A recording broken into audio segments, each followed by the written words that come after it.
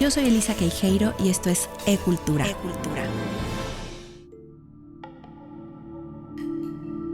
Salvador Dalí se convirtió en su propio performance, en su mejor obra de arte. Sí, ese hombre de ojos saltones, casi desorbitados, de bigotes puntiagudos y vida escandalosa, hizo de las rarezas su sello personal. Atraían tanto su personalidad como su arte. Rompió con lo establecido y llevó el surrealismo a su propio método, al que llamó delirio paranoico crítico, así como lo escuchan. Él mismo bautizó su particular manera de pintar. A sus 25 años no solo tenía una técnica dominada, sino que declaró que en sus cuadros los sueños, fueran pesadillas o placenteros, se volvían visibles y el subconsciente, término recién dado a luz por Freud, quedaba al descubierto en objetos que no eran solo lo que aparentaban ser, sino múltiples opciones. Así, los relojes se derritieron como queso camembert y los troncos secos de una rama se convirtieron en muletas donde la sexualidad se exponía abierta en las obras dalinianas, desde los títulos mismos, como El Gran Masturbador, El Enigma de Guillermo Tell y, por supuesto, La Persistencia del Tiempo. Era 1929 y la carrera de Salvador Dalí, el catalán de Figueras, despegaba como cohete a la luna. Nació en ese pueblo de la provincia de Gerona y no solo fue un niño visto por sus padres, fue tratado como especial, como milagro, tanto que lo llegaron a nombrar reencarnación. Y es que resulta que antes de este Salvador Dalí hubo otro, un niño nacido y bautizado con el mismo nombre, pero que murió siendo muy pequeño. Su madre, al volver a quedar embarazada, decidió que la criatura en su vientre era un regalo de Dios y que el fallecido volvería a nacer en este. Imagínense cómo trataron al nuevo bebé. Lo curioso es que este fenómeno, como lo narré en su podcast, también lo vivió Vincent van Gogh, con la diferencia de que a él su madre lo rechazó. No pudo amarlo, mientras que a Dalí lo subieron a un altar en vida y lo adoraron. De entrada pensaríamos que este tipo de amor, entre comillas, sería todo y solo bueno, pero no necesariamente. Dalí creció sintiéndose el centro del mundo. Claro que esto lo ayudó a tener tal autoestima que no permitió que nada ni nadie lo desacreditaran, pero al mismo tiempo, en sus relaciones, también necesitaba ser el centro del universo para el otro, y eso es simplemente imposible. Así que se convirtió en un gran conquistador, tomando el corazón de quien estaba a su alrededor. Pero cuando la dependencia hacia él era demasiada, se transformaba en el gran abandonador. Eso, por ejemplo, lo vivió Federico García Lorca, quien fue su amigo íntimo en cuanto llegó a la Academia de San Fernando en 1922. Para 1924, Federico estaba perdidamente enamorado de Dalí. Le escribió la Oda para Salvador Dalí. Uno de sus párrafos dice así: «Oh Salvador Dalí de voz aceitunada, no elogio tu imperfecto pincel adolescente, ni tu color que ronda el color de tu tiempo, pero alabo tus ansias de eterno limitado». No pasaría mucho tiempo para que Dalí se alejara cruelmente de él. Solo después de su muerte, durante la Guerra Civil Española, declararía que en su vida había habido dos dolores profundos: el asesinato de García Lorca y la muerte de su madre. Y es que cuando Salvador tenía 16 años, Felipa Domenech Ferrer, la mujer que lo amó y lo cuidó tanto, murió de cáncer. El mismo Dalí describiría así este suceso. Cito: «La muerte de mi madre fue el golpe más fuerte que he recibido en mi vida. La adoraba. No podía resignarme a la pérdida del ser con quien contaba para hacer invisibles las inevitables manchas de mi alma». Qué hermosa manera de describir lo imperfecto que se sentía en el fondo Dalí, quizás como cualquier adolescente, pero esta pérdida y las consecuentes decisiones de su padre también marcarían su alma en dos sentidos. Primero, porque el notario don Salvador Dalí Cusi decidió que su hijo se había convertido en un bueno para nada, que no sabía ni cruzar la calle. De ser sobreadmirado, pasó a ser desacreditado.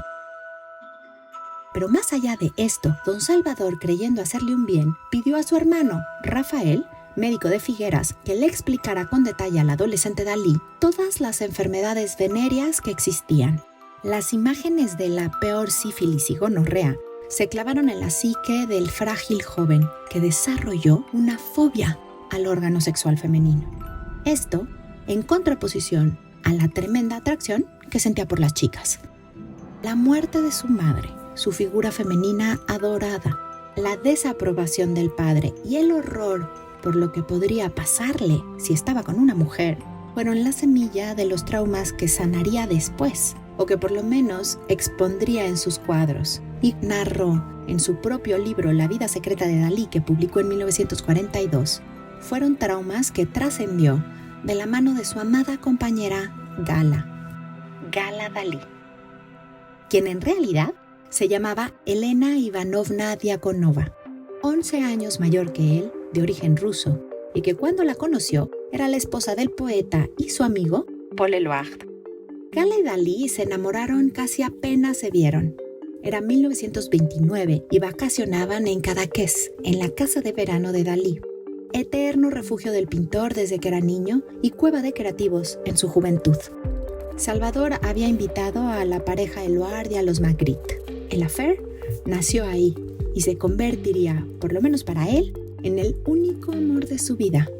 Gala terminó con Paul. Paul lo entendió sin mucho reclamo. Siempre fueron amigos.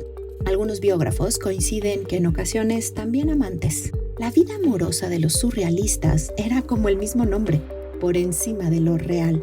Eran jóvenes buscando expresarse libres en todas sus formas. El amor y la sexualidad abierta eran una de ellas. Fue en este momento y de la mano de Gala que Dalí desarrolló el método paranoico crítico. Su obra tomó un sentido, forma y personalidad, tanto que pronto rebasó fronteras. Julian Levy, el meticuloso y famoso galerista neoyorquino, expone en una colectiva 25 cuadros suyos. Era 1933. La exposición fue un éxito. Dalí y Gala viajan a la Gran Manzana. Picasso les paga el pasaje en el buque de vapor Champlain. Estados Unidos los estaba esperando. La aceptación del nuevo excéntrico pintor español fue absoluta. Conoció por primera vez a Walt Disney, que harían amigos, hizo esculturas con Marcel Duchamp. La Venus de Nilo surrealista con su cuerpo mutilado por multicajones es una de las más famosas. Man Ray lo retrata para la portada del Time en 1936. Así nace el personaje, Salvador Dalí. Los bigotes ya son su sello, después los dejaría crecer aún más y sacaría los ojos para provocar a quien lo mirara. Y finalmente en esta época, Edward James, el multimillonario mecenas inglés, le compra en exclusiva toda su obra por 2 años. Dalí está en los cuernos de la luna. Y para 1938, uno más de sus sueños se cumple: conocer a Sigmund Freud. Viajan a Londres a entrevistarse con él. Le lleva su cuadro de La metamorfosis de Narciso. Se lo explica. Freud no solo reconoce su talento, sino que va más allá y declara lo siguiente: hasta hoy me había inclinado a pensar que los surrealistas, que parece que me eligieron como un santo patrón, estaban totalmente locos. Pero este joven español, de ojos fanáticos y un dominio técnico indiscutible, me ha sugerido una opinión distinta. De hecho, sería muy interesante explorar analíticamente el crecimiento de una obra como esta. 1939. Todo comienza a cambiar. Primero, André Breton lo expulsa del surrealismo. A esto, irónico y brillante, Dalí responde así: no me pueden expulsar del surrealismo, porque yo soy el surrealismo. Más fama y más fortuna le trajo esta vuelta de tuerca al catalán, pero la vida le tenía preparado otro revés. Comenzó la Segunda Guerra Mundial, y una cosa es viajar a Estados Unidos por placer y buscando fama, y la otra es hacerlo como refugiado. Gala y él se instalan en el Hotel Ritz. El bar lo hace su oficina, y aunque todo este glamour parecía tenerlo en control, la verdad es que es una década de poca creación para Dalí. Lo buscan muchos, él conecta con pocos. La ciencia comienza a ser su nueva obsesión, y después de la bomba atómica más. Se le parten las ideas para siempre. No lo mueven las muertes como lo mueve la materia atomizada. Cambia de método, se acerca a la mística y declara: si las matemáticas existen, Dios debe existir, pero yo todavía no me lo creo. Sin embargo, sus cuadros dicen lo contrario. En 1949 pinta La Madonna de Portligat, inaugurando con esta su época místico-atómica o místico-nuclear. El cuadro se lo lleva al Papa, buscando su venia, otra de las locuras y excentricidades de Dalí, y lo consigue. Después pinta un Cristo mirado desde el cielo, el Cristo de San Juan de la Cruz y el Corpus Hypercubus.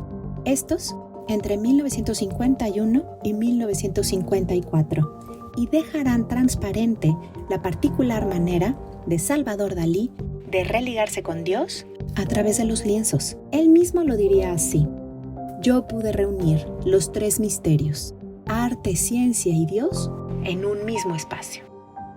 La fama de Dalí jamás descendió. Gala nunca lo abandonó y se encargó no solo de ser su pareja, sino su administradora, publirelacionista, publicista y guardiana. Por algo hasta hoy, la institución que maneja todos los asuntos del artista, su legado, museos y obra, llevan su nombre: Fundación Gala Salvador Dalí. Y también por eso quizás, a partir de 1982, después de que ella murió a causa de una neumonía, la vida del pintor comenzó también a deteriorarse. Gala fue enterrada en el castillo que Dalí le compró y regaló en 1969, la fortaleza gótica renacentista Pujol del siglo XI. En 1984, el recinto sufriría un incendio que también dañó profundamente al artista. 5 años más le daría la vida a Salvador Dalí. Todavía alcanzó a escuchar la canción tributo que Mecano, el grupo español, le compuso y dio la vuelta al mundo en su música pop. Pero el interés casi único del artista en ese tiempo continuó siendo la ciencia. En el Museo Teatro Dalí de Figueras organizó una reunión de científicos sin precedente. Los invitó a todos, amigos y enemistados, premios Nobel y los que los rechazan. Era 1985. Él ya no pudo asistir por sus problemas de salud, pero con un circuito cerrado de televisión no perdió detalle. 23 de enero de 1989. Salvador Dalí muere en su cama. La ópera de Wagner, Isolda y Tristán sonaba de fondo. 3 libros se apilan en su mesa de noche: Stephen Hopkins, Matilda Gica y Erwin Schrödinger, los 3 de ciencia avanzada. El pintor genio catalán se despedía de este plano, pero su inmenso legado, sin lugar a dudas, será huella surrealista, imposible de olvidar. Dalí se desdibuja, tirita su burbuja al descontar latidos. Yo soy Elisa Queijeiro y esto fue Arte con Placer y Cultura con Sentido.